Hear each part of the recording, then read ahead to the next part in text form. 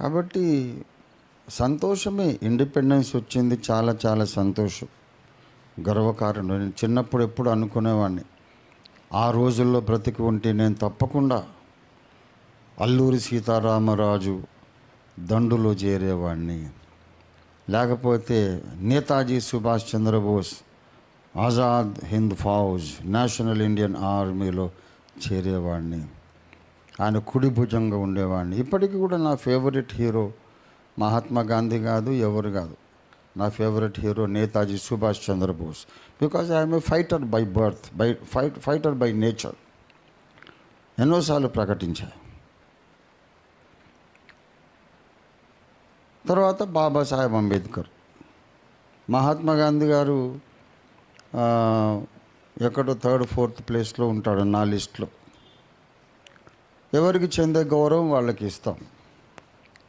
బాబాసాహెబ్ పంధా వేరు.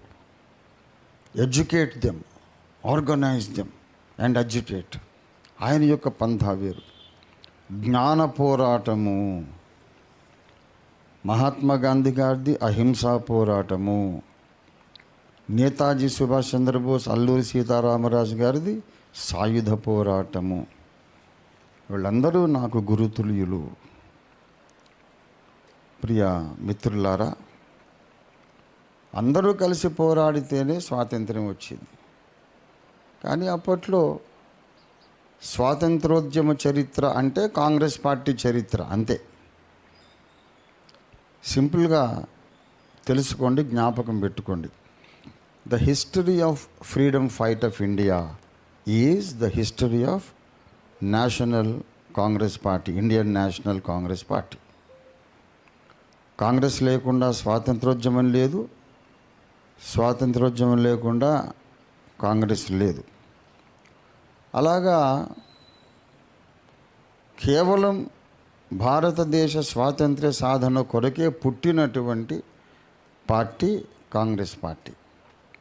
ఇవాళ కాంగ్రెస్ పార్టీ ఒక దుర్మార్గమైన పార్టీ అని ప్రచారం చేస్తున్నారు.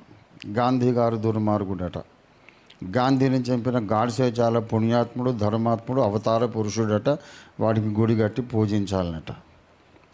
ఇట్లాంటి సంస్కృతి భారతదేశంలో వ్యాపిస్తూ ఉంది.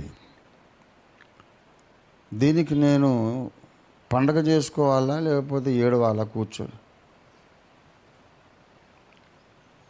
దయచేసి విజ్ఞులంటే విషయం తెలిసినవారు.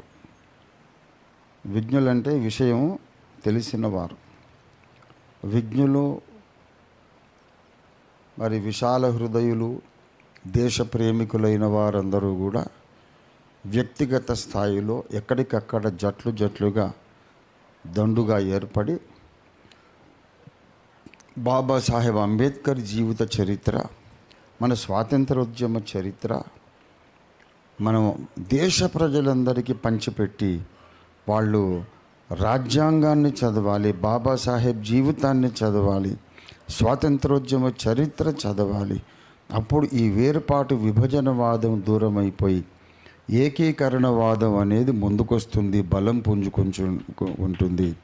బలం పుంజుకున్నప్పుడు మన దేశం ప్రపంచ దేశాలకు అగ్రగామి అవుతుంది. ఇందులో ఏమాత్రము సందేహము లేదు. ప్రపంచ దేశానికి అప్పుడు మన భారతదేశం విశ్వగురువు అవుతుంది. మోడీ గారి ఆశయం కూడా అదే. ప్రపంచానికి భారతదేశం విశ్వగురువు అని ఆయన చెబుతుంటారు సంతోషంగా. అలా విశ్వగురు స్థానానికి మనం రావాలంటే విశ్వవిజ్ఞాన ప్రతీకగా ఐక్యరాజ్య సమితి గుర్తించి, ఘనపరిచి, గౌరవించి, సన్మానించిన దివంగత ప్రజానాయకులు, మహావిజ్ఞాని, విజ్ఞాన ప్రతీక, మనందరికీ పితృ సమానులు, భారతరత్న,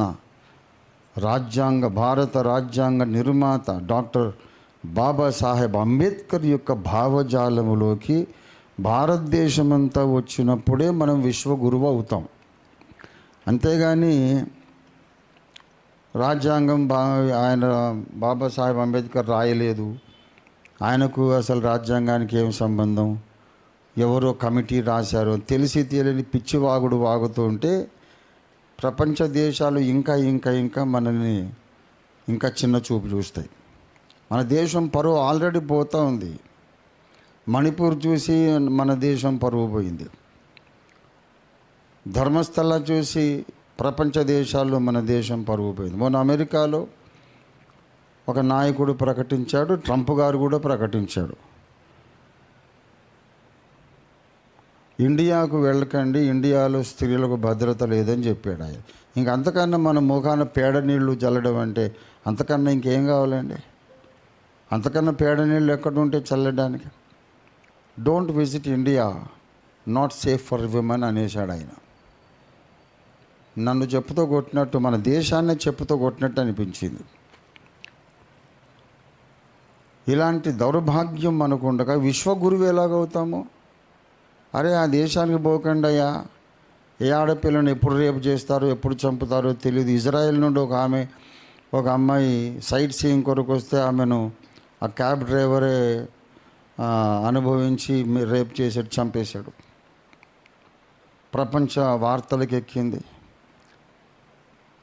అంతకుముందు కూడా రష్యన్ యువతి ఇంకా వేరే వేరే దేశాల యువతుల్ని మన దేశానికి రాగానే ఎవడో ఒకడు పట్టుకొని రేప్ చేశాడు, చంపేశాడు. ప్రపంచ దేశాలు మనలను రేపిస్టుల దేశంగా చూస్తున్నాయి కానీ విశ్వగురువుగా చూడట్లా. మనది విశ్వ రేపిస్టు కంట్రీ అయిపోయింది. విశ్వగురువు కాదు, విశ్వగురువు in the subject of rape and murder, ఇంకా వేరే సబ్జెక్టులో విశ్వగురువు కాదు.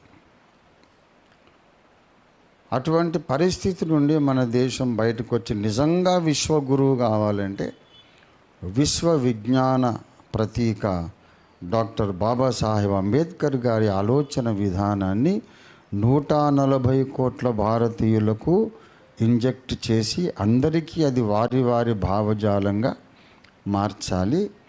దేశ ప్రజలందరూ బాబాసాహెబ్ అంబేద్కర్ గారిలాగా ఆలోచించగలిగితే అప్పుడు దేశానికి నిజమైన స్వాతంత్ర్యం వస్తుంది. ఆ తర్వాత మనమే విశ్వగురువు అయిపోతాము.